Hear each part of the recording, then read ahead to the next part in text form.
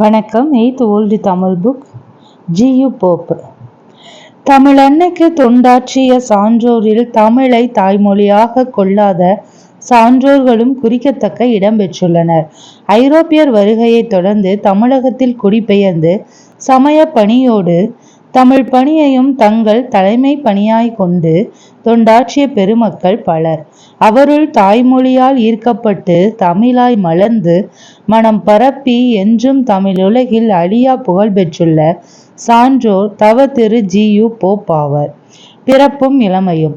GU. Pope என்றழைக்கப்படும் George Uglow Pope கிபி 1820 ஆண்டு ஏப்ரல் 24 பிரான்ஸ் நாட்டின் எட்வர்ட் தீவில் ஜான் போப்புக்கும் கேத்தரின் யுலாபுக்கும் மகனாக பிறந்தார்.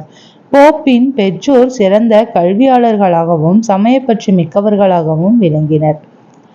தம் குழந்தைகளுக்கும் கல்வியையும் சமயத்தையும் கற்பித்ததுடன் நல்ல ஒழுக்கத்தையும் ஊட்டி வளர்த்தனர். ஜி.யு. போப்பும் இளமையிலேயே சுறுசுறுப்பு, விடாமுயற்சி, ஊக்கம், உழைப்பு முதலியவற்றில் எல்லாம் மேம்பட்டு திகழ்ந்தார். தொண்டுள்ளம். போப்பின் தமையனார் ஹென்றி என்பவர் தமிழகத்தில் கிறித்தவ சமயத்தை பரப்பும் சமயகுருவாக பணியாற்றி வந்தார். அவரை போன்று தாமும் சமய பணி ஆற்ற வேண்டும் என்று போப் விரும்பினார். போப் தம்முடைய 19ஆம் அகவையில் தமிழகத்தில் சமய பணியாற்ற தேர்ந்தெடுக்கப்பட்டார். அவர் பாய்மர கப்பலில் சென்னை வந்து சேர 8 திங்களாயின. அந்த 8 திங்களையும் வீணே கழிக்காமல் தமிழ் நூல்களையும் வடமொழி நூல்களையும் படித்தார். தமிழகம் வந்ததும் தமிழர் முன்னிலையில் சொற்பொழிவு ஆற்றும் அளவுக்கு தம் திறமையை மேம்படுத்தி கொண்டார். தமிழகத்தில் சமயப்பணி. தமிழ்நாட்டில் சென்னை சாந்தோம் பகுதியில் சமயப்பணி ஆற்றிய போப் பின்னர் திருநெல்வேலி மாவட்டத்திற்கு சென்று சாயர்புரத்தில் தங்கி சமயப்பணி ஆற்ற தொடங்கினார். அவர் அங்கு பள்ளிகளை நிறுவினார். கல்வி பணியையும் சமய பணியையும் ஒருங்கே ஆற்றினார். சமய கல்லூரியில் தமிழ் இலக்கியங்கள், ஆங்கில இலக்கியங்கள் முதலியவற்றையும் கிரேக்கம், லத்தீன், எபிரேயம் முதலிய மொழிகளையும் கற்று தர ஏற்பாடு செய்தார். கணிதம், அறிவாய்வு, தருக்கம், மெய்யறிவு, தத்துவம் ஆகியவற்றை கற்பிக்கும் கல்லூரி ஆசிரியராகவும் பணியாற்றினார். திருமணம். திருநெல்வேலி மாவட்டம் சாயர்புரத்தில் 1842 முதல் 1849 ஆண்டு வரை கல்வி பணியும் சமய பணியும் ஆற்றிய போப் இங்கிலாந்திற்கு சென்றார். 1850 ஆண்டில் திருமணம் செய்து கொண்டார். தம் மனைவியுடன் மீண்டும் தமிழகம் வந்து தஞ்சாவூரில் சமய பணியாற்ற தொடங்கினார். தமிழ் இலக்கிய ஆர்வம். தஞ்சையில் பணியாற்றிய 8 ஆண்டு காலத்தில் புறநானூறு முதலான சங்க நூல்களையும் நன்னூல் முதலான இலக்கணங்களையும் பயின்றார். திருக்குறள், திருவாசகம், நாலடியார் முதலிய நூல்களை பல முறை படித்து அவற்றின் நயங்களை உணர்ந்தார். அவற்றை ஆங்கிலத்தில் மொழிபெயர்த்து வெளியிட்டால் மேலை நாட்டவர் அறிந்து பயனுறுவர் என்னும் உயர்ந்த எண்ணத்தோடு அம்முயற்சியில் ஈடுபட்டார். இந்தியன் சஞ்சிகை, இந்தியாவின் தொல்பொருள் ஆய்வு முதலான ஏடுகளில் தமிழ் மொழி பற்றிய ஆராய்ச்சி கட்டுரைகளை ஆங்கிலத்தில் எழுதினார்.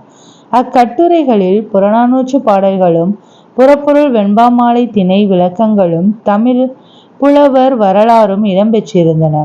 போப் உயர்ந்த பண்பாட்டுக்குரிய பொறுமை, சினமின்மை, நட்பு முதலானவற்றை விளக்கும் 600 செய்யுள்களை அறநூல்களிலிருந்து ஆய்ந்தெடுத்து தமிழ் செய்யுட்கலம்பகம் என்னும் நூலாக தொகுத்ததோடு அந்த பாக்களுக்கு விளக்கமும் தந்துள்ளார். பாடநூலின் முன்னோடி. போப் தமிழை கற்கும் காலத்திலேயே நூலாசிரியராகவும் விளங்கினார். பள்ளியில் படிக்கும் குழந்தைகள் இலக்கணத்தை நன்கு அறிந்து கொள்ளும் வகையில் வினாவிடை முறையில் அமைந்த 2 இலக்கண நூல்களை அவர் எழுதினார். பெரியவர்கள் கற்கும் வகையில் இலக்கண நூல் ஒன்றையும் படைத்தார். மேலை நாட்டார் தமிழை எளிதில் கற்றுக்கொள்ளும் வகையில் தமிழ் ஆங்கில அகராதி ஒன்றினையும் ஆங்கிலம் தமிழ் அகராதி ஒன்றினையும் போப் வெளியிட்டார். தமிழில் வரலாற்று நூல்களையும் எழுதினார். பழைய தமிழ் இலக்கியங்களிலிருந்து சில செய்யுள்களை தொகுத்து நூலாக வெளியிட்டு அதனை பாடநூலாக வைக்க ஏற்பாடு செய்தார். தமிழில் உரைநடை நூல் ஒன்றையும் எழுதினார். 1858 ஆண்டில் உதகமண்டலம் சென்ற அவர் பள்ளி ஒன்றனை தொடங்கி அதன் ஆசிரியராகவும் பணியாற்றினார். தமிழ் தொண்டு. தாயகத்துக்கு சென்ற போப் 1885 முதல் 1908 ஆண்டு வரை 23 ஆண்டுகளாக இங்கிலாந்து பல்கலைக்கழகத்தில் தமிழ் தெலுங்கு கற்பிக்கும் பேராசிரியராக பணிபுரிந்தார். திருக்குறளை 40 ஆண்டுகள் படித்து சுவைத்த போப் அதனை ஆங்கிலத்தில் மொழிபெயர்த்து 1886 ஆண்டில் வெளியிட்டார். தமது 80ஆம் அகவையில் 1900 ஆண்டில் திருவாசகத்தின் ஆங்கில மொழிபெயர்ப்பினை வெளியிட்டார். தம் இறுதி காலத்தில் புறப்பொருள் வெண்பா மாலை, புறநானூறு, திருவருட்பயன் முதலிய நூல்களையும் பதிப்பித்தார். ஜி.யு. போப் நினைவிடம்.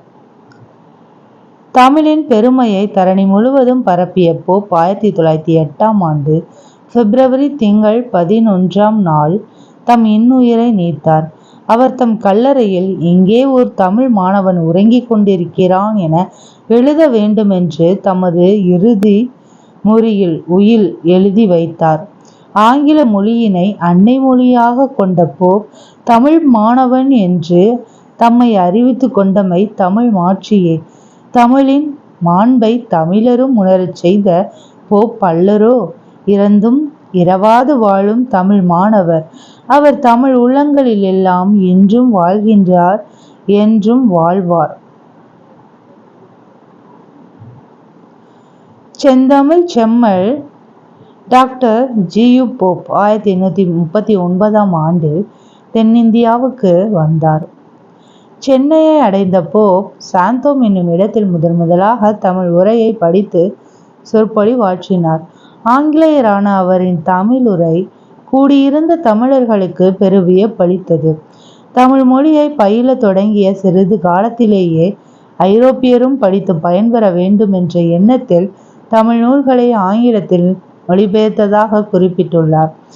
இவரது திருக்குறள், திருவாசக ஆங்கில மொழிபெயர்ப்புகள் சிறப்பு வாய்ந்தவை. போப் அவர்கள் தஞ்சாவூரில் வாழ்ந்தபோது தமிழ் இலக்கிய இலக்கணங்களை தெளிவுற அறிந்தார். அப்போதுதான் தொல்காப்பியம், நன்னூல் முதலிய பேரிலக்கண நூல்களை பாடசாலை மாணவர் படிப்பது எளிதன்று என்பதனை கண்டு சிறிய தமிழ் இலக்கண நூல்கள் சிலவற்றை எழுதி வெளியிட்டார்.